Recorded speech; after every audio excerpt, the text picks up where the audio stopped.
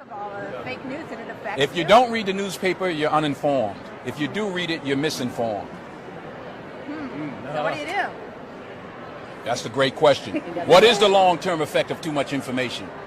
One of the effects is the need to be first, not even to be true anymore. So what a responsibility you all have to tell the truth, not just to be first, but to tell the truth.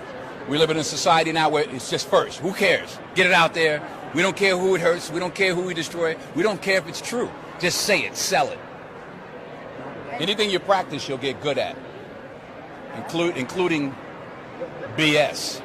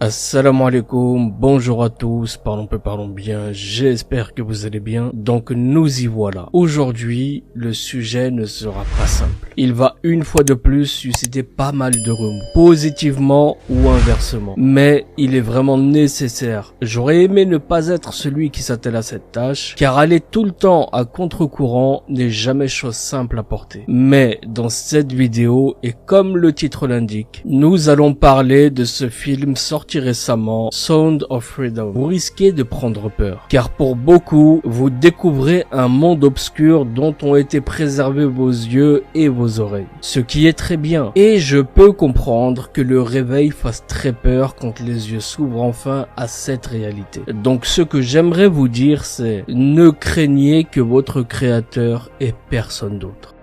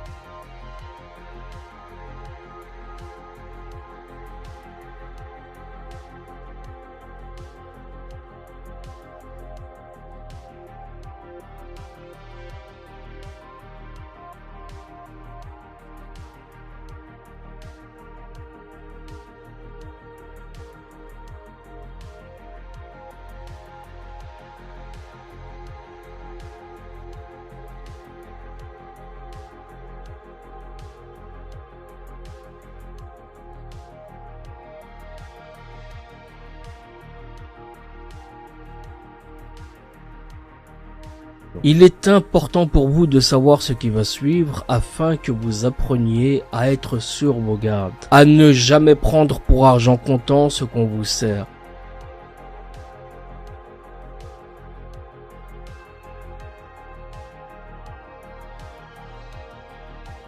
Donc allons-y, ouvrez bien vos oreilles et surtout accrochez-vous bien au fil. Le film Sound of Freedom nous entraîne dans une réalité assez sordide. Un sujet sensible que beaucoup attendent de voir éclater au grand jour depuis si longtemps. Celui de la traite des enfants. Le film met en scène ce monsieur Jim Caviezel, Mira Sorvino, Eduardo Verastegui et Bill Camp qui ont les rôles principaux. Le film s'inspire de l'organisation Opération Underground Railroad de ce monsieur nommé Timothy Ballard, grand héros d'un combat pour lequel tous ici souhaiterions être en tête d'affiche tant ce dernier est vital pour les enfants à travers le monde.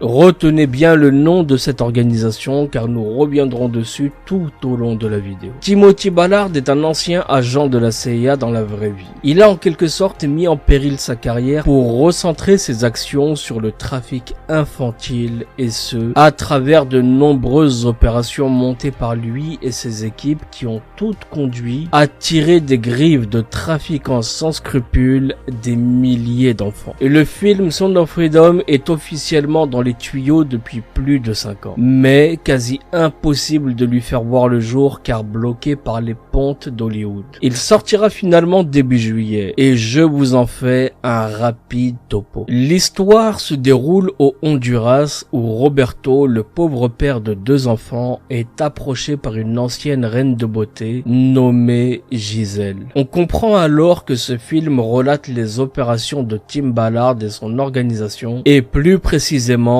l'opération Toussaint.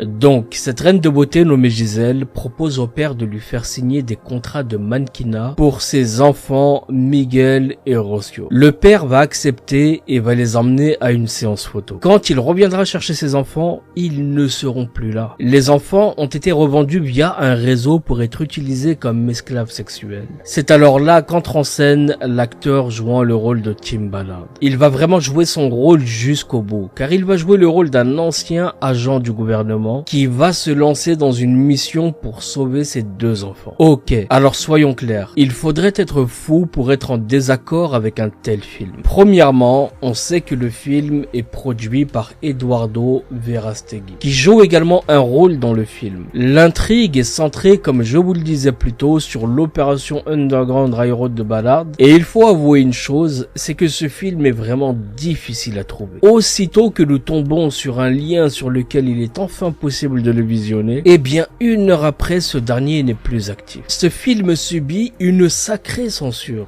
et je me demande qui peut s'acharner à ce point pour entraver ce dernier, qui pourtant ne fait que dénoncer des choses graves dont tout le monde devrait avoir connaissance. J'ai donc fait des recherches et honnêtement, il n'a pas été difficile de compiler tout ce que je viens vous servir ici, tant le film a été disséqué par les Américains.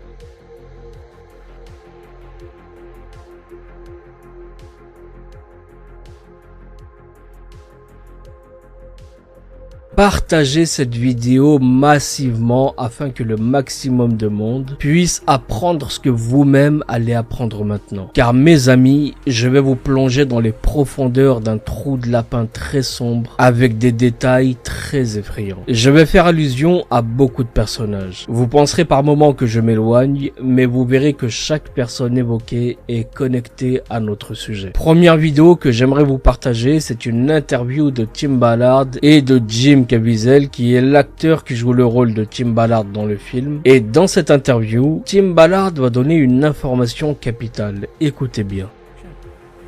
Who's paying for this movie to come about? I think Jim's. Aren't you footing the bill?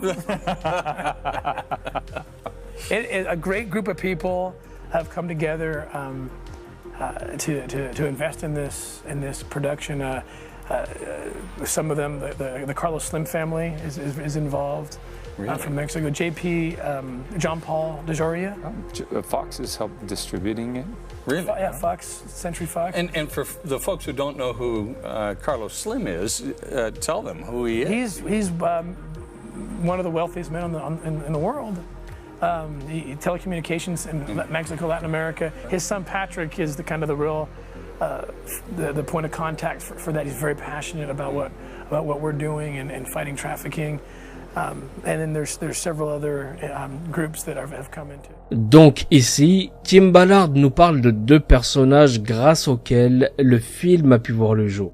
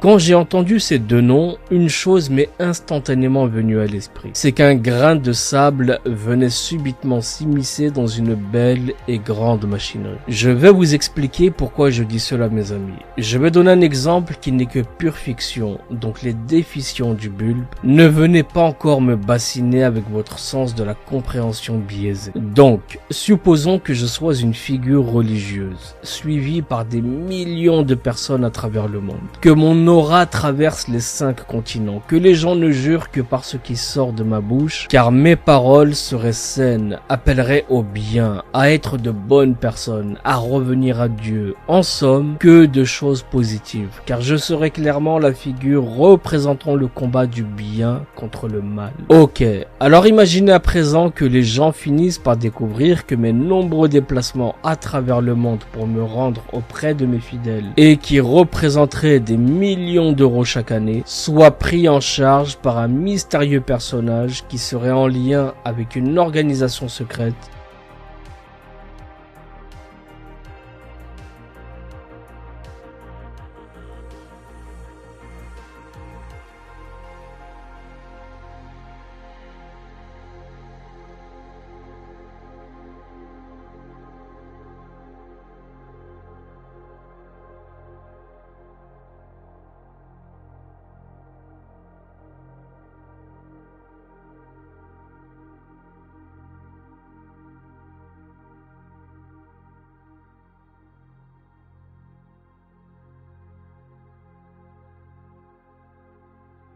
et que cette organisation soit entièrement financée par l'église de Satan de Monsieur Anton LaVey. On découvrirait à force de démêler les choses que cette église de Satan s'affaire en coulisses afin que moi, personnage en façade bon, qui appelle à Dieu, ne soit en fait qu'un agent de cette église du diable, œuvrant à égarer mes fidèles par le biais d'innovations qui consisteraient à inventer des choses que Dieu n'a jamais dites afin de diriger ces millions de personnes à accepter des choses qu'elles n'accepteraient pas en temps réel si elles avaient suivi les textes originaux. Eh bien mes amis, cet exemple que je viens de vous donner illustre exactement ce que vous allez apprendre après. Cette organisation soit entièrement financée par l'église de Satan de Monsieur Anton LaVey. On découvrirait à force de démêler les choses que cette église de Satan s'affaire en coulisses afin que moi, personnage en façade bon, qui appelle à Dieu, ne soit en fait qu'un agent de cette église du diable, œuvrant à égarer mes fidèles par le biais d'innovations qui consisteraient à inventer des choses que Dieu n'a jamais dites afin de diriger ces millions de personnes à accepter des choses qu'elles n'accepteraient pas en temps réel si elles avaient suivi les textes originaux. Eh bien mes amis, cet exemple que je viens de vous donner illustre exactement ce que vous allez apprendre à présent à propos du film Sound of Freedom. Je vous demande de ne pas me sauter dessus trop vite et de prendre le temps d'écouter ce que j'ai à vous dire, car la réalité fait froid dans le dos et j'aurais aimé que tout ce qui va suivre soit faux. Mais le film Sound of Freedom ne fait que s'appuyer sur les souffrances de vrais enfants pour faire avancer un agenda dont nous parlons depuis longtemps. Je vais vous démontrer de manière claire et indiscutable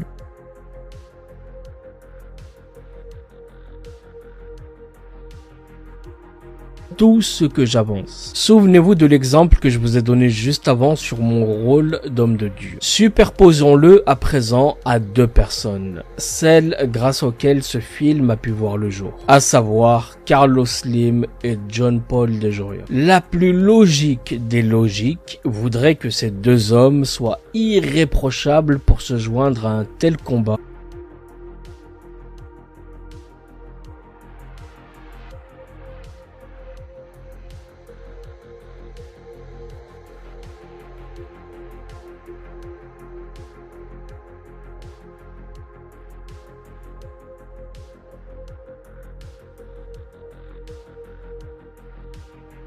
Que celui pour les enfants. J'entends par là qu'on ne peut pas demander à des narcotrafiquants de venir faire de la prévention contre la drogue à des collégiens. Ce serait un non-sens complet, nous sommes d'accord.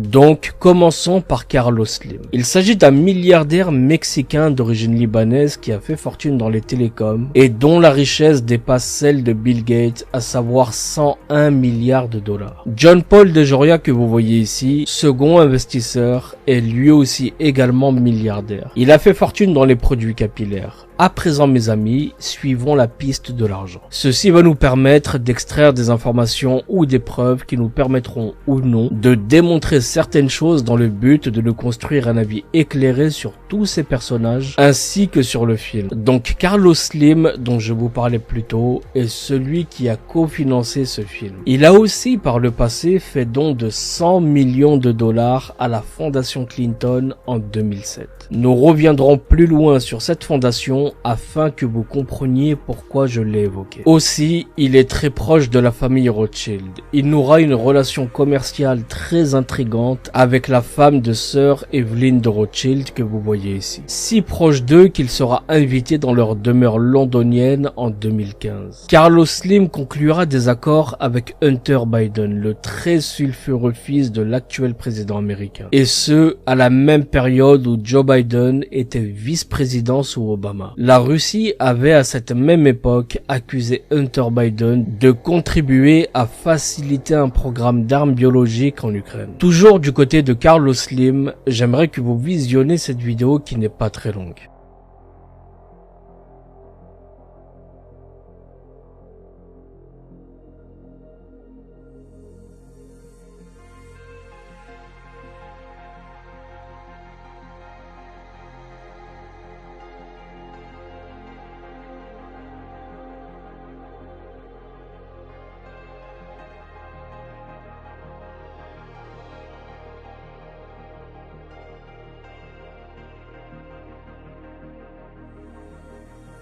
Libertad.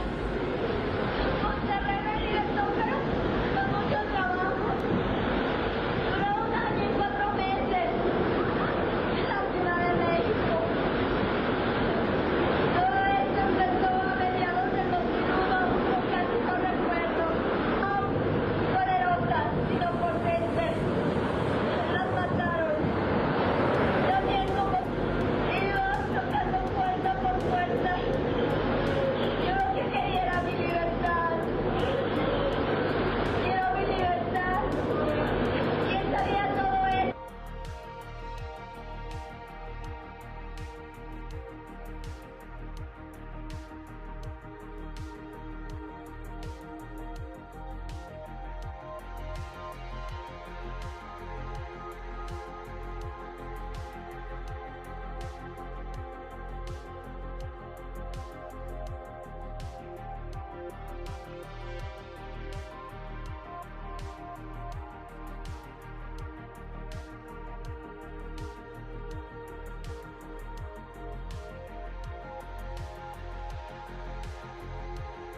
Cette femme, mes amis, est toujours portée disparue à l'heure où on parle. Les accusations sont ici portées sur le fils de Carlos Slim.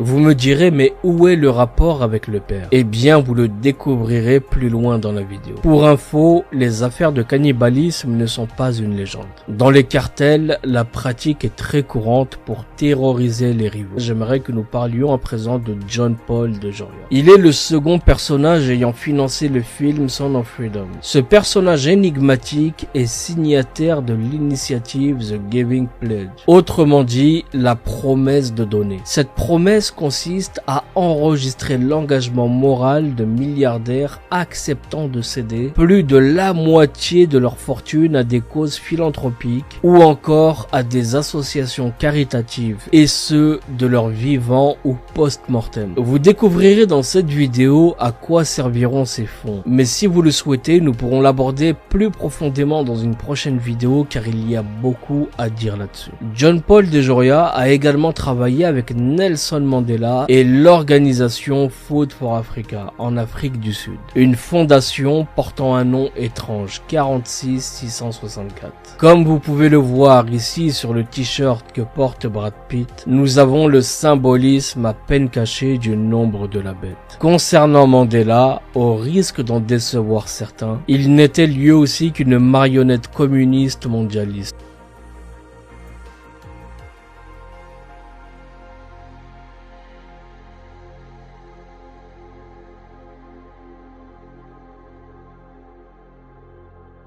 Je vous invite à écouter ce que disait de lui le garde du corps de sa femme, qui l'a accusé ouvertement de torture sadique sur des enfants. Nelson Mandela faisait partie des chevaliers de Malte, une division des Templiers. Il existe un rituel attaché au diplôme, mais très peu le possèdent. Et il est généralement communiqué après que le candidat ait été créé Templier. De Joria a été un soutien de la fondation 46664 de Mandela, et il n'était pas le seul. Parmi les soutiens de la fondation, on peut également trouver Brad Pitt, que vous avez vu juste avant, vous avez Will Smith, Richard Branson et bien d'autres. Dans cette photo, nous pouvons voir que le milliardaire est également ami avec Eduardo Verástegui, producteur et acteur dans le film Son of Freedom, mais il est également proche de Mel Gibson. La fille de John Paul de Joria que vous voyez ici est membre du conseil d'administration de la fondation Baby to Baby. Cette fondation, vous allez le voir, est l'une des préférées des célébrités de premier plan. Célébrités que vous allez le voir sont loin d'être des anges. On peut y trouver par exemple Kim Kardashian, Kamala Harris ou encore Katy Perry. John Paul de Joria a également fondé Patron Tequila en 1989 qui utilise une abeille comme logo. Dans cet article, John Paul de Joria reviendra sur la signification de cette abeille en disant, je cite, l'abeille sur la bouteille de Patron, qui est donc la marque de Tequila, est un symbole de la marque. Elle représente le travail acharné et le dévouement nécessaire à la fabrication de chaque bouteille Patron. Mais vous allez voir mes amis qui nous envoient un peu à côté de la réalité. Dans cet article de la loge maçonnique de l'Ohio, on peut lire que la ruche d'abeille est un emblème de l'industrie et recommande la pratique de cette vertu à tous les êtres créés depuis le plus haut séraphin des cieux jusqu'au plus bas reptile de la poussière. Elle nous enseigne qu'à mesure que nous venons au monde en tant qu'être intelligent, nous devons donc être industrieux, ne jamais nous en satisfaire pendant que nos semblables autour de nous sont dans le besoin, surtout lorsqu'il est de notre pouvoir de le soulager sans inconvénient pour nous. En bref, vous avez là une sorte de commandement maçonnique. Les Mormons sont eux aussi et très bizarrement obsédés par les abeilles et les ruches. Prenons par exemple le drapeau de l'État de l'Utah. Il contient en son sein une ruche avec le mot industrie juste au-dessus. Bizarre, avez-vous dit? L'Utah est pourtant considéré comme l'État des ruches, mais il n'est que 24e au classement des États producteurs de miel. Vous avez ici les 10 premiers. Donc expliquez-moi comment cet État a-t-il pu être nommé État des ruches d'abeilles. Et remarquez bien ici le mot industrie attaché au symbolisme de la ruche. Et vous allez voir que beaucoup de temples mormons représentent la ruche avec leur citation favorite, Holiness to the Lord, qui veut dire sainteté au Seigneur, inscrit sur la clé de voûte. Une citation se référant à l'Ancien Testament. Et plus précisément à Exode chapitre 28 verset 36 que vous voyez ici. Selon les Mormons, ce que vous lisez dans ce verset était la même inscription pour le temple de Salomon dans l'Ancien Testament. De même, les francs-maçons utilisent des répliques des deux piliers qui se trouvaient à l'entrée du temple qu'ils appellent Jacquine et Boaz. Les Mormons sont donc d'une certaine manière les abeilles ouvrières des francs-maçons. Je ne vous ai pas parlé des Mormons accidentellement, mes amis. Vous les verrez apparaître plus tard. On notera également que la distillerie Patron Hacienda de John Paul de Joria est un manoir ressemblant bien plus à une villa de membres du cartel qu'une véritable distillerie. D'ailleurs, croyez-le ou non, mais le cartel qui possède cette région au Mexique est connu sous le nom des chevaliers templiers. Les cartels mexicains utilisent la tequila pour blanchir leur argent. Vous pouvez voir ici un article très détaillé du département américain du Trésor qui a identifié 4 entreprises de tequila qui blanchissaient de l'argent pour les cartels de la drogue mexicaine. John Paul de Joria fait partie de nombreuses fondations. Il a travaillé pour le Time Magazine. Il a également travaillé pour les Nations Unies, a servi dans la réserve de la marine américaine. Il fait également partie de la Captain Paul Watson Foundation qui comprend de nombreuses célébrités. Une fondation très similaire à Terra Mar de Ghislaine Maxwell qui est également concentrée sur la conservation des océans. Paul Watson déclara d'ailleurs ce qui suit. Il y a quelques années, j'ai été invité par un ami à rencontrer une femme nommée Ghislaine Maxwell dans une maison de ville. En 2012, a fondé Terra Mar, une organisation à but non lucratif qui prenait la protection des océans. Je n'avais jamais entendu parler de ce groupe auparavant, mais je savais que Maxwell était riche et avait de bonnes relations. Il a suggéré que Terra Mar pouvait s'associer à Sea Shepherd pour protéger l'océan. Chose qu'il refusera. Mais si Paul Watson a été approché par la sulfureuse Ghislaine Maxwell, qui était le bras droit de Jeffrey Epstein, si son profil a été retenu, ce n'est pas pour rien, mes amis. On sait que Paul Watson est le fondateur de Sea Shepherd, une organisation militante conservatrice. Il a déclaré sur Discovery Channel en 2009 que le Dalai Lama a envoyé une lettre de soutien aux volontaires de Sea Shepherd accompagnée du statu quo et renvoyé de la divinité à Yagriva qui exprime la compassion, la détermination à surmonter les obstacles. Dalai Lama qui a récemment levé le voile sur ses penchants avec ce petit enfant. Parmi les donateurs de la fondation de Paul Watson se trouve donc John Paul de Joria. On y trouve également Pamela Anderson, nom qui va revenir à de nombreuses reprises. La Neptune Navy Foundation, qui est une autre fondation de John Paul de Joria, est-elle associée à Greenpeace par l'intermédiaire du capitaine Paul Watson lui-même. Carlos Slim établira lui via sa fondation une alliance avec le World Wildlife, qui est l'ONG la plus reconnue pour sa contribution au développement durable. Greenpeace arrive seulement en seconde place. John Paul Mutual System, qui est la société de John Paul de Joria, soutient la PETA, qui est une association de défense des droits des animaux visant à mettre fin aux tests sur les animaux depuis de nombreuses années. En 1989, la société de John Paul de Joria est devenue la première entreprise s'engageant à ne jamais tester ses produits sur les animaux. Pamela Anderson est également et encore une fois une grande contributrice de la PETA. Cette association est la deuxième plus grande organisation caritative derrière l'UNICEF, à laquelle les célébrités font des Leur logo est étrangement un lapin blanc. Cette association, vous allez le voir, est ce qu'il y a de plus glauque. Elle pousse les gens à délaisser la viande animale pour devenir des végétaliens. Ils ont un profond mépris pour les humains mangeant de la viande animale. Sur cette couverture par exemple, nous pouvons voir un coq se superposer à l'œil de son modèle. Le message caché ici est clair. À choisir, il est plus respectable qu'un humain en mange un autre plutôt que manger de la viande animale. Vous pensez que je pousse? Ok. De nombreux cannibales des temps modernes témoignent sur des forums leur étant dédiés disant être devenus des végétaliens, comme on peut le lire ici. Et vous allez voir que ceux qui ont poussé à cette idée ne sont pas loin. L'association PETA, mes amis. Elle soutient les cannibales se trouvant en détention, leur recommandant des repas végétaliens. C'est-à-dire qu'ils ont plus de compassion pour un cannibale qui a mangé de la chair humaine que pour quelqu'un comme vous et moi qui mangeons de la viande animale. Vous pouvez lire pour cela cet article où la PETA montre son soutien aux cannibales en envoyant des courriers aux maisons d'arrêt pour apporter soutien aux détenus, leur conseillant au passage de se tourner vers le végétalisme. L'association ira plus loin encore. Pour montrer son dégoût des humains pro-viande animale, elle lancera une boutique de vêtements en ligne. Et devinez quoi? Pour vendre des vêtements en peau humaine. Alors rassurez-vous, ce n'est pas vraiment de la peau humaine, mais le vice a été poussé au point de reproduire un cuir très fin, laissant croire à de la peau humaine. Je vous laisse voir ce que l'on peut trouver sur cette boutique de diable. C'est juste dégoûtant et délirant. Voilà qui soutient John Paul de Joria à coup de millions. Des pro-cannibalisme, ni plus ni moins. Et ce n'est pas fini, mes amis. Pamela Anderson est, vous allez le voir, celle qui relie toutes ces personnes. On peut la voir ici aux côtés de Maria Abramovich. Cette femme est un véritable démon humain au service du diable en personne. Lorsque le pizza a été éclaté en 2016, des connexions sont apparues entre Maria Abramovich et Podesta via des messages bizarres, y compris des invitations à un dîner spirit cooking entre guillemets. Rappelons que Podesta est le président de la campagne présidentielle de 2016 d'Hillary Clinton. Il a précédemment été chef de cabinet du président Bill Clinton et conseiller du président Barack Obama. Voici mes amis l'email utilisé. Le mail a été envoyé à Tony Podesta qui l'a ensuite transmis à son frère. Avant que ces invités arrivent, voilà comment Maria Abramovich prépare ses inscriptions faites avec du sang de porc. Les spirit cooking font référence à un sacrement dans la religion de Téléma qui a été fondé par Aleister Crowley. Il implique une performance occulte au cours de laquelle le sang menstruel, le lait maternel, l'urine et le sperme sont utilisés pour créer une peinture. Certains de ces spirit cooking mettent en scène du cannibalisme. Suite au scandale du Pizzagate, les gens ont alors commencé à creuser et ont ressorti une photo de Tony Podesta et Bill Clinton. Sur cette photo se trouvait ce type se trouvant au milieu nommé George Nader. En faisant une recherche avec son nom sur Google, des personnes intéressantes surgissent. Il y a pour commencer l'acteur George Nader mais qui est décédé en 2002. Il y a également un autre George Nader qui a été condamné pour trafic d'enfants et pédophilie. Et puis on a ce gars qu'on trouve sur Instagram et qui présente sur son compte des photos avec tout le gratin, que ce soit les politiciens ou encore toutes les célébrités corrompues que vous pouvez imaginer. Alors pourquoi le nom de George Nader a été apposé sur ce type collé à Bill Clinton? C'est un mystère. Mais celui que nous avons là est clairement un bon poisson qui a beaucoup de liens très intéressants. Son fils apparemment travaille avec lui et à voir ses tatouages, on sait tout de suite où on met les pieds. Ici on peut le voir avec Mark Wahlberg. Ici son fils est à côté de Bill Clinton. Ici avec Stallone ou encore avec Shakira. Ici il est avec Usher et sur celle-ci il est carrément aux côtés de Carlos Slim en personne. On peut le voir également sur cette photo avec Brad Pitt, sur celle-là avec Ricky Martin, Chris Tucker, Robert De Niro, Vin Diesel. Et c'est là qu'on se demande qui est ce type logiquement. En cherchant plus loin, on peut voir qu'il est le frère de Gary Nader qui viennent tous les deux du Liban, le même pays d'où vient la famille Slim. Gary Nader est un collectionneur d'art international basé à Miami en Floride et spécialisé dans l'art latino-américain. On pourrait croire que son frère George agit comme un gestionnaire pour ce famille. À savoir que Podesta aime l'art et que George Nader est lui-même connecté à Podesta. Il existe d'importants réseaux internationaux de trafic d'êtres humains liés au Liban. Dans ce pays, une famille se démarque du lot, la famille sursauté, la famille la plus riche de Beyrouth. Elle est qualifiée de Rothschild de l'Est et a effectivement engagé la famille banquiers Rothschild lors de leur vente de la vallée de Jezreel au Fonds national juif en 1906. Les circonstances sont enregistrées comme ayant été profondément entrelacées dans la franc-maçonnerie à l'époque sous le Grand Orient de France. Beaucoup au Liban spéculent sur cette raison qui expliquerait l'ascension fulgurante de la famille. Georges Dimitri Sursock, vénérable maître de la loge du Grand Orient, a enregistré de nombreuses relations avec et au nom de la maçonnerie. Un membre de la famille de Carlos Slim, Lokman Slim, est décédé au Liban juste après l'explosion de Beyrouth pour avoir dénoncé le Hezbollah en 2021. En février 2023, des experts de l'ONU s'inquiétaient de la lenteur des progrès d'enquête et de l'impunité persistante pour le meurtre de Lokman Slim. Il faut savoir que le Hezbollah et le cartel mexicain s'entraident dans le trafic de drogue et d'êtres humains à travers la frontière. De nombreux membres du cartel de Sinaloa arborent des tatouages explicites en soutien au Hezbollah. Obama a protégé le Hezbollah pour sauver l'accord nucléaire iranien alors qu'il était président des États-Unis. Il faut le savoir. Le projet Cassandra, une campagne lancée par le Drug Enforcement Administration 2008, a révélé que l'organisation militaire et politique, donc le Hezbollah, soutenu par l'Iran, collectait $1 milliard par an grâce au blanchiment d'argent, aux activités criminelles et au trafic de drogue et d'armes. Au cours des 8 années suivantes, l'agence a découvert que le Hezbollah était impliqué dans des expéditions de cocaïne d'Amérique latine vers l'Afrique de l'Ouest ainsi que via le Venezuela et le Mexique vers les États-Unis. Carlos Slim était l'un des principaux donateurs du président Obama lors de son mandat et se sont tous les deux enrichis grâce à un programme du gouvernement américain. Les Obamaphones étaient des téléphones offerts gratuitement au gouvernement aux minorités et Carlos Slim a donc fait entrer en jeu sa société Slim Mobile America possèdant TracFone et Simply Mobile qui ont joué un rôle important dans le programme Lifeline par le biais de la marque SafeLink Wireless de sa société. TracFone comptait 3,8 millions d'abonnés dans le cadre du programme fédéral en 2011. La famille de Carlos Slim a créé la National Transplant Foundation pour les grèves d'organes en 2008. À cette même période où il faisait don de $100 millions à la fondation Clinton dont je vous parlais en tout début. À quoi a donc servi cette fondation destinée à faire des grèves d'organes? Posez-vous les bonnes questions les amis car tout se recolle. Carlos Slim est également mentionné dans une Global Intelligence Files qui ont été divulguées par email de WikiLeaks. Le lundi 27 février 2012, WikiLeaks a commencé à publier ce fichier contenant plus de 5 millions d'emails de la société de renseignement mondiale dont le siège est au Texas. Les emails dataient de juillet 2004 et s'étendaient jusqu'à fin décembre 2011. Ces emails ont révélé le fonctionnement interne d'une entreprise qui se présentait comme un éditeur de renseignement mais fournissant des services de renseignement confidentiels à de grandes entreprises. Les emails montraient le réseau d'informateurs de Stratfor, la structure de paiement, les techniques de blanchiment de paiement et les méthodes psychologiques. Dans l'un des mails de WikiLeaks, il était mentionné que Carlos Slim était lié au narcos. Si vous regardez attentivement, WikiLeaks ne pouvait pas divulguer le nom de la connexion Slim narcos car il s'agissait en cas de divulgation d'une menace pour la sécurité nationale des États-Unis. En 2012, un ami de Hunter Biden travaillant pour le cabinet de lobbying Blue Star Strategy a été suggéré à Slim comme acheteur potentiel d'une société de jeux avec laquelle Hunter Biden était en partenariat. En mai 2015, le frère de Joe Biden, Jim, a envoyé un email à Hunter pour lui dire qu'il y avait un véritable accord impliquant Carlos Slim. À peu près à la même époque, Carlos Slim, George Soros et Bill Gates sont devenus d'importants actionnaires du FCC, une entreprise de construction située en Espagne. George Soros fait également partie du cartel. En 1994, il a acheté un dixième de la banque de blanchiment d'argent appartenant à la famille Grisky, Banco de Colombia. La Banco de Colombia a été identifiée par la DEA et d'autres autorités comme une importante banque de blanchiment d'argent pour le crime organisé colombien. Larry Fink, PDG de BlackRock, a nommé Marcos Antonio Slim Domit, 52 ans, fils de l'homme le plus riche et sans doute le plus corrompu du Mexique, Carlos Slim, au conseil d'administration de BlackRock. Son frère, Carlos Slim Domit, le fils aîné, a été lui coprésident du Forum économique mondial d'Amérique latine en 2015 et il est actuellement président du conseil d'administration d'America Mobile où BlackRock est investisseur majeur. Un autre frère, Patricio Slim Domit, est l'un des producteurs de Sound of Freedom. Sur cette photo, nous pouvons voir Carlos Slim Domit en présence d'un personnage très intéressant, Robert Unani, qui est le président de Goya Food. Avant de nous apprendre davantage sur cette société Goya Food, regardez ce que commente ce monsieur en retweetant un message de la société Goya Food au sujet du film Sound of Freedom. Le mec tweet en félicitant Goya Food pour son excellent travail sur le film, en espérant que plus de gens apprendront la vérité qui est ignorée pour reprendre ses termes. En dessous, on a le tweet original de Goya sur lequel le type au-dessus a tweeté et voyez ce que marque Goya Food. Il se félicite du succès au box-office, des préventes de $7 millions et regardez bien, ils vont mettre en hashtag producteur exécutif, sponsor et surtout le hashtag Sound of Freedom. C'est signé, on sait que toutes ces personnes sont liées. À partir de maintenant, suivez bien. Sur cette photo, en partant de gauche à droite, nous pouvons voir John Paul Joya, Robert Unani, qui est donc le PDG de Goya Food, Mel Gibson et notre Eduardo Versteeg. On a fait un don de 15 000 chapelets à l'Ukraine en 2022. La famille Unani a un lien direct avec Jeffrey Epstein par l'intermédiaire de Michel Campos, qui figurait dans le livre noir de Jeffrey Epstein. Michel Campos a en effet travaillé au cabinet d'avocats NA Property INC où Jeffrey Epstein était président. C'était aussi le cabinet d'avocats utilisé par les Wexner. Michel Campos a épousé Vincent Unani, faisant partie de la famille Unani qui possède Goya. Et elle est aujourd'hui connue sous le nom de Michel Unani. Si avec tout ce que je viens de vous dire, vous n'êtes pas ne serait-ce que convaincu qu'il y a anguille sous roche, alors mes amis, je saurais vraiment plus quoi dire pour vous convaincre. Nous bouclons ici et tout juste le volet des financiers. À présent, j'aimerais qu'on s'intéresse aux acteurs de ce film et surtout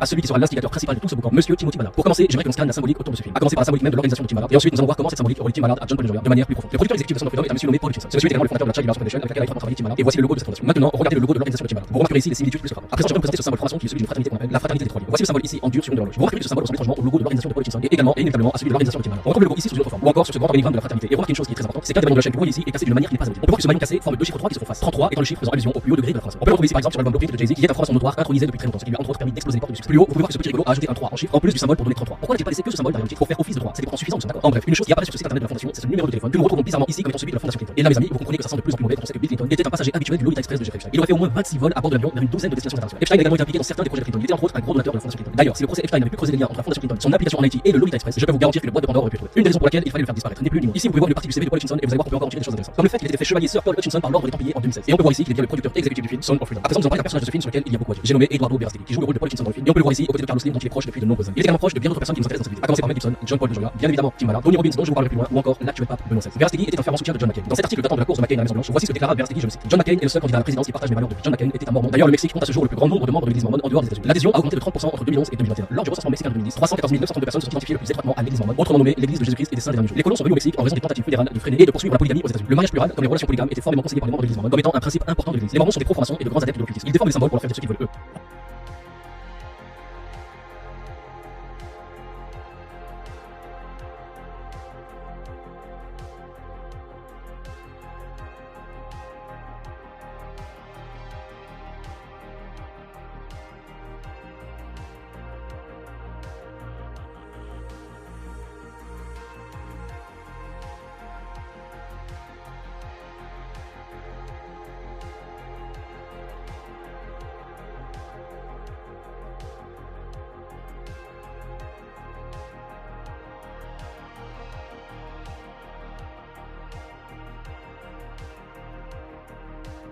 Latter-day Saints are accused of being Satan worshippers because some of our early buildings, the Logan Temple, the Salt Lake Temple, the Nauvoo Temple, all three of them have inverted 5-part stars on them. There are 40 on the Salt Lake Temple. Every window on the Nauvoo Temple is an inverted pentagram in a circle surrounded by 3 stones at each of the 4 cardinal directions.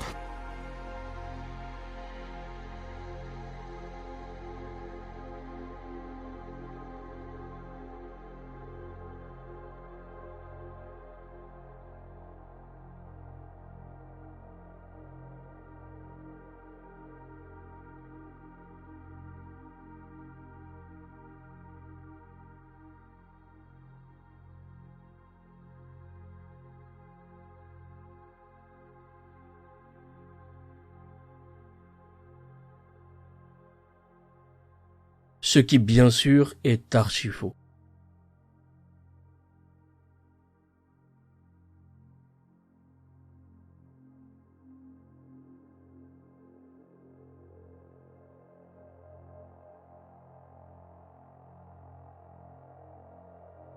Joseph Smith, qui fut le fondateur du mormonisme et descendant d'une longue lignée de francs-maçons, était un mordu du sceau de Salomon, de la magie et de l'occultisme. Sa famille détenait ce parchemin sur lequel on pouvait d'ailleurs retrouver la fameuse formule « Holiness to the Lord ». Les symboles présents sur ce parchemin correspondent au sceau démoniaque utilisé dans la Kabbale. Les Mormons ont également leur ligne de vêtements et seuls les Mormons dignes ont le droit d'en porter. Ces vêtements comporte le compas que vous voyez ici, l'équerre de l'autre côté et plus bas au niveau du nombril, la règle. On en trouve facilement encore sur internet aujourd'hui. L'église mormone croit que les symboles occultes sont bons. Ils portent d'ailleurs ce qu'ils appellent des pyjamas magiques qui incluent le symbolisme maçonnique. C'est aussi ce qui pourrait expliquer que sur cette photo, Tim Ballard porte ici, lors d'un meeting en Argentine, une cravate avec le compas et l'équerre qui sont symboles maçons sans pressions aucune. Je vous disais donc que Ballard est un mormon. Il est même descendant de mormons pour être plus exact. Son grand-père Melvin Ballard a été ordonné apôtre et est devenu membre du Collège des 12 apôtres le 7 janvier 1919 et il y servira jusqu'à sa mort en 1939. Son père, Russell Ballard, est également membre du Collège des 12 apôtres de l'église mormone depuis 1985.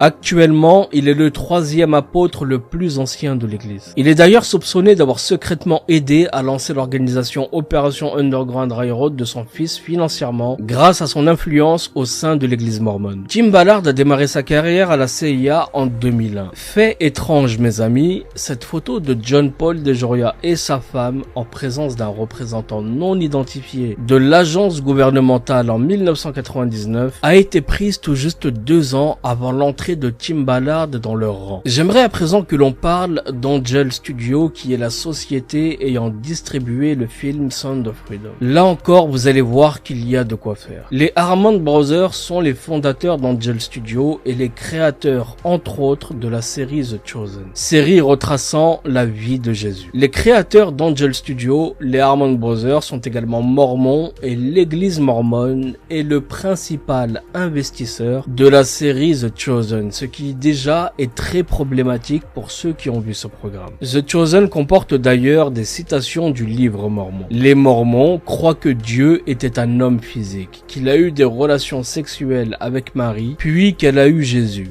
Ils croient aussi que Jésus avait 3 épouses et que Joseph Smith, fondateur du mormonisme, est un descendant de Jésus. Également, Angel Studio vend une pierre sur son site appelée le Larimar. Le Larimar qui est une pierre de la variété des pectolites qui ne peut être trouvée qu'en République dominicaine. République dominicaine qui est juste à côté d'Haïti. Toujours ce lien avec Haïti. De plus, les sorcières et les païens des temps modernes considèrent le Larimar comme faisant partie du 5e chakra et peut être utilisé pour aider à ouvrir leur 3e œil. David Amito, qui joue Jean-Baptiste dans The Chosen, a créé un film satanique intitulé Antrum, et ce en 2018. En 2020, il se vantait que les tendances cinématographiques soient plus positives que pour la série The Chosen. C'est à se demander pour qui ce type marche réellement. Il a également fait des biscuits Krampus de Noël. Krampus est un monstre d'origine allemande. Il est le côté maléfique de Saint-Nicolas qui fait peur aux enfants pour les forcer à être sages. C'est un peu comme le père Fouettard. Mais vu le personnage, la signification recherchée est pour moi clairement démoniaque. On a également Jonathan Roumie qui joue Jésus dans The Chosen. On peut se rendre compte que ce type a une forte attirance pour les crânes, pour les têtes de mort. Sur l'une des photos, il porte une chemise portant la phrase Memento Mori, qui est une expression latine qui traduite signifie « Souviens-toi que tu dois mourir ». Au sein de la franc-maçonnerie, le crâne et les os croisés sont typiques des planches de traçage du 3e degré dans de nombreuses juridictions maçonniques. C'est une caractéristique importante des degrés templiers et kadosh des rites York et écossais. Ce même Jonathan Roumie, acteur principal dans The Chosen, qui joue Jésus, dira dans un podcast qu'il est un templier, rien que ça.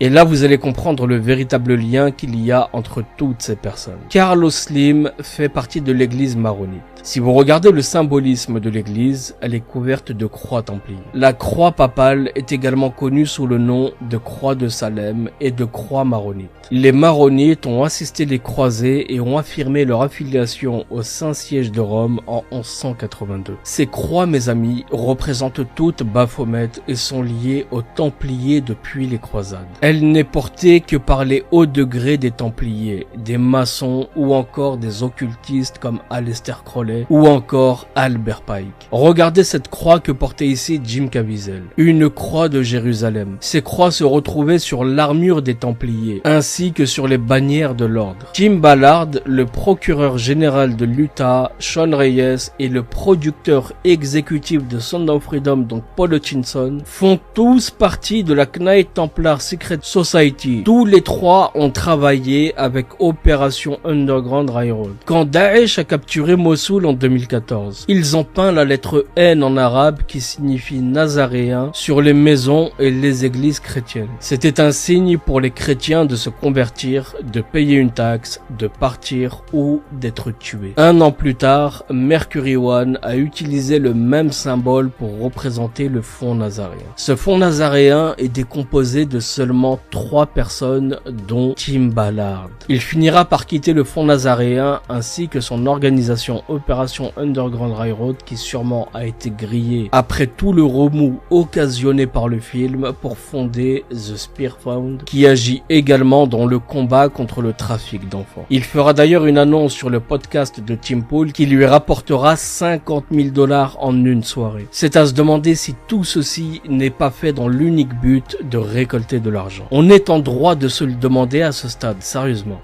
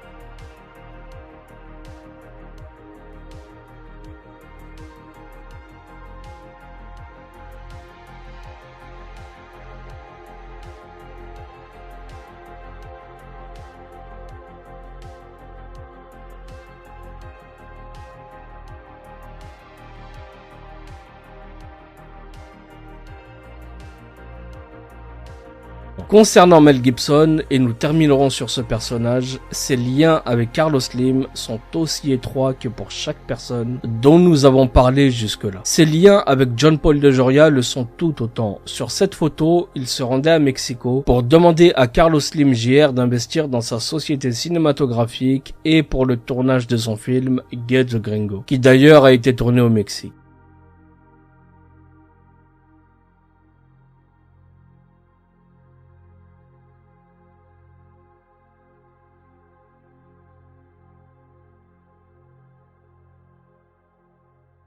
Ici, on peut voir Pamela Anderson dans les bras de Paul Nygaard qui n'est pas n'importe qui.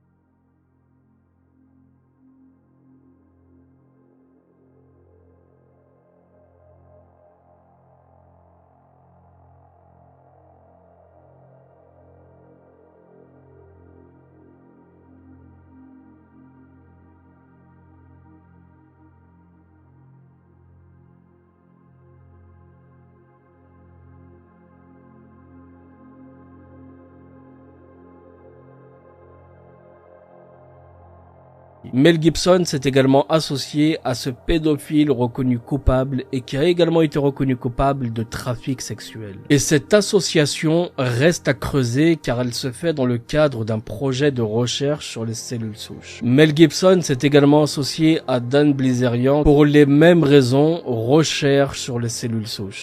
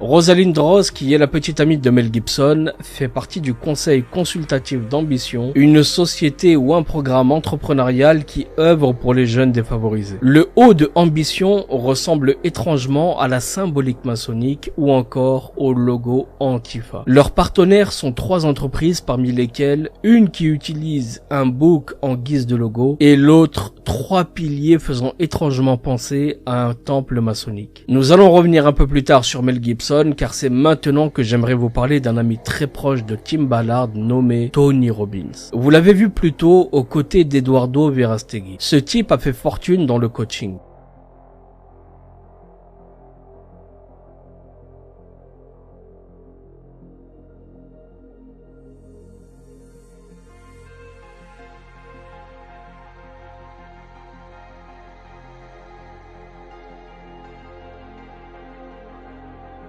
Il est également l'auteur de plusieurs livres de développement personnel. Il était également connu pour être un gourou qui arpentait les campus d'été dans lesquels il hypnotisait littéralement son public. Et c'est d'ailleurs lors d'une des éditions de ces camps d'été qu'il aurait agressé sexuellement une ou plusieurs jeunes filles. Vous avez ici un article très détaillé sur l'affaire en question. En avril 2012, Tony Robbins a commencé à co-présenter le programme d'Oprah Winfrey nommé Oprah Life Class. Oprah étant une bonne amie du pédophile reconnu coupable John of God.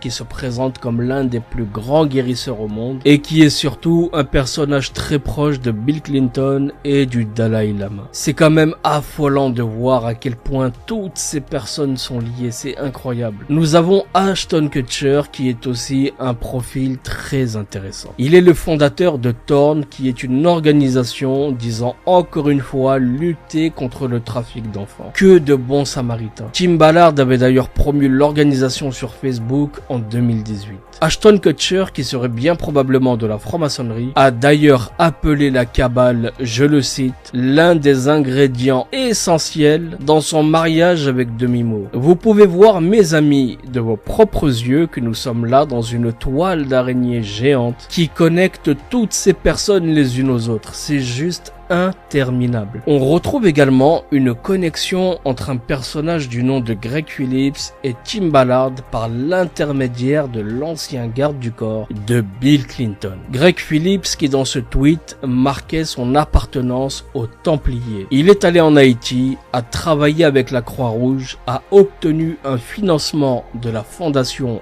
Bush et Clinton. Il a également travaillé en Ukraine et il a des liens avec qui? Avec Zelensky. Il ressemble beaucoup à Tim Ballard en ce qui concerne son obsession pour la traite des enfants. Mais bref, c'est ici que va s'arrêter cette vidéo. Il était nécessaire que ce travail soit fait afin que vous sachiez où vous avez posé les pieds avec ce film. Quel est l'objectif final de cette organisation qui pourtant a mis l'accent sur la défense des enfants, se demanderont beaucoup d'entre vous. Il y a clairement un motif caché derrière tant d'efforts. Beaucoup parmi vous, je l'ai déjà constaté, avaient déjà compris que ce film ainsi que la surmédiatisation exacerbée d'enlèvement ferait naître de manière définitive une peur chez le grand nombre. Ce qui faciliterait à ceux qui tirent les ficelles de venir en sauveur, proposer des solutions comme par exemple mettre en place un dispositif intradermique qui permettrait une fois pour toutes de faire localiser les enfants de manière permanente. Ce qui en soi se tient. Cela fait d'ailleurs partie d'un programme dont on nous parle depuis un moment. En voici un exemple. Aujourd'hui, au bout de ça, on parle de puces qu'on pourra s'implanter. Ce sera quand ça? Certainement dans les 10 années à venir. Et d'abord, on va les implanter dans nos vêtements, c'est-à-dire wearables, comme on le dit. Et après, on pourrait s'imaginer qu'on les implante dans nos cerveaux ou dans nos topos. Et à la fin, peut-être il y a une communication directe entre notre cerveau et le monde digital.